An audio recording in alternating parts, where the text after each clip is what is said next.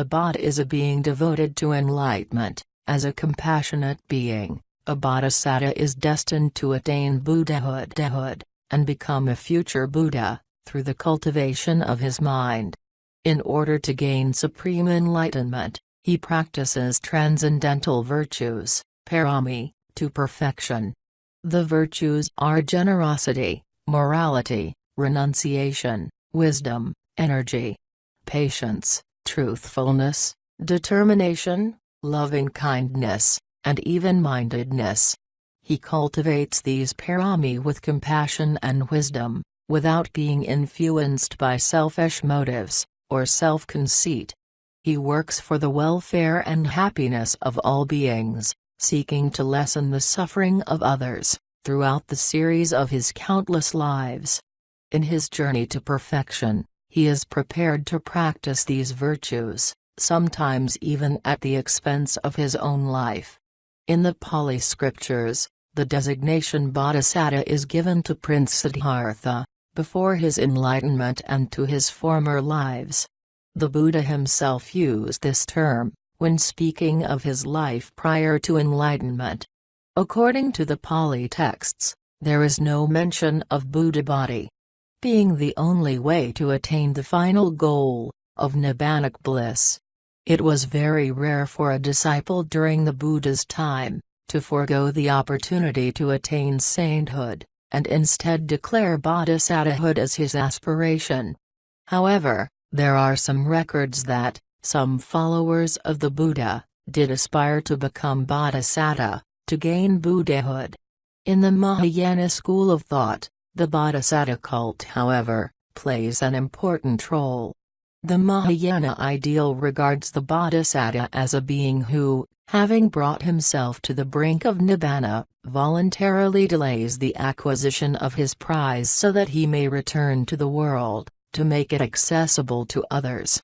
He deliberately chooses to postpone his release from samsara, in order to show the path for others to attain nibbana.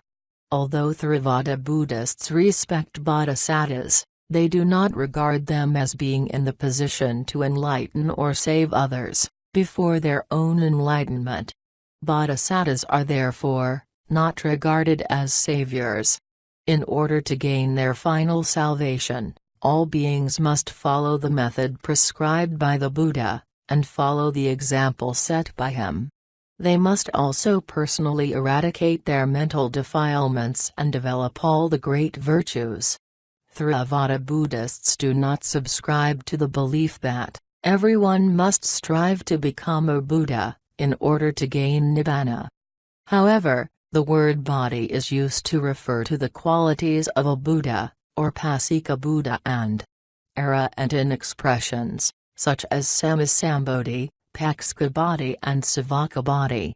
In addition, many of the Buddhas mentioned in the Mahayana school, are not historical Buddhas, and are therefore not given much attention by Theravada Buddhists. The notion that certain Buddhas and Bodhisattas are waiting, in Sukhavati, pure abode, for those who pray to them is a notion, quite foreign to the fundamental teachings of the Buddha. Certain bodhisattas are said to voluntarily remain in Sukhavati, without gaining enlightenment themselves, until every living being is saved. Given the magnitude of the universe and the infinite number of beings who are enslaved by ignorance and selfish desire, this is clearly an impossible task, since there can be no end to the number of beings. Must a bodhisatta always be a Buddhist? We may find among Buddhists, some self-sacrificing and ever-loving bodhisattas. Sometimes they may not even be aware of their lofty aspiration, but they instinctively work hard, to serve others and cultivate their pristine qualities. Nevertheless, bodhisattas are not only found among Buddhists, but possibly among the other religionists as well.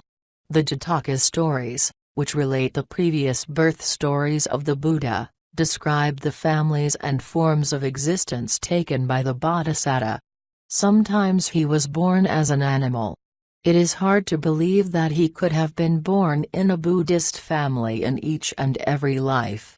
But no matter what form he was born, as or family he was born into, he invariably strived hard to develop certain virtues.